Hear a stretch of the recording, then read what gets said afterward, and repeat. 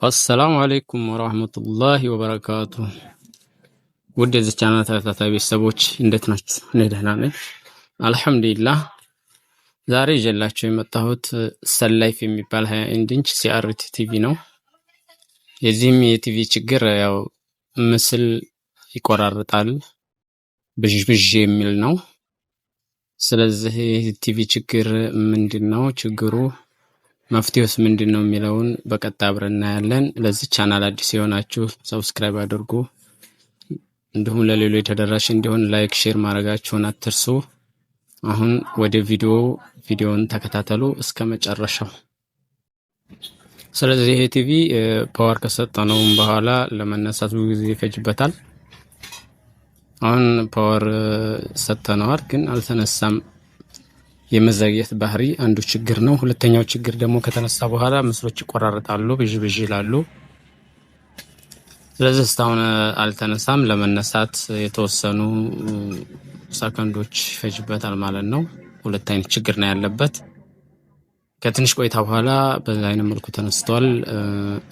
ይኸውና አሁን ይቆራረጣል፣ ብዥብዥታ አለው። ስለዚህ ይህን ቲቪ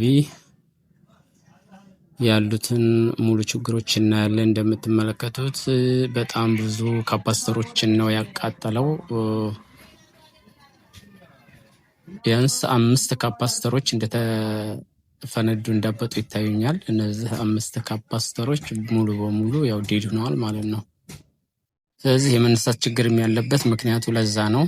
ካፓስተሮች ያው ሙሉ በሙሉ በተመሳሳይ ቁጥር ቀይረን ቲቪው እናያለን። እነዚህ ካፓስተሮች 35 ቮልት በ470 ማይክሮፋራድ፣ 25 በ1000 ማይክሮፋራድ፣ 16 በ470 እንዲሁም 16 በ470 ማይክሮፋራድ ናቸው። እነዚህን በተመሳሳይ ቁጥር ሙሉ በሙሉ እንቀይርና ቲቪያችንን ያለውን የሚያሳየውን ነገር አብረን እናያለን። ቪዲዮውን እስከ መጨረሻው ተከታተሉ።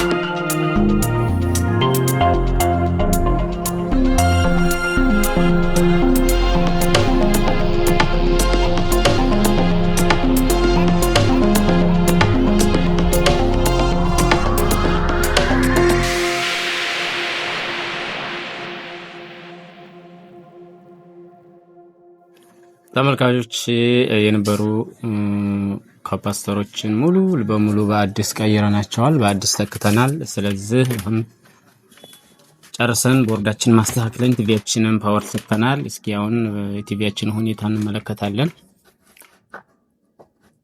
ፓወር ሰጥተናል። ይነሳል አይነሳም፣ ይቆራርጣል ወይስ ይስተካከላል የሚለውን ነገር እንከታተል።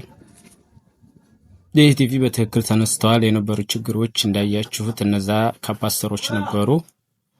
ስለዚህ በሚገባ ተስተካክሏል። ለዚህ ቻናል አዲስ የሆናችሁ ሰብስክራይብ አድርጉ፣ ላይክ ሼር አድርጉ። በሚቀጥለው እስከምንገናኝ ወሰላሙ አለይኩም ወራህመቱላሂ ወበረካቱ።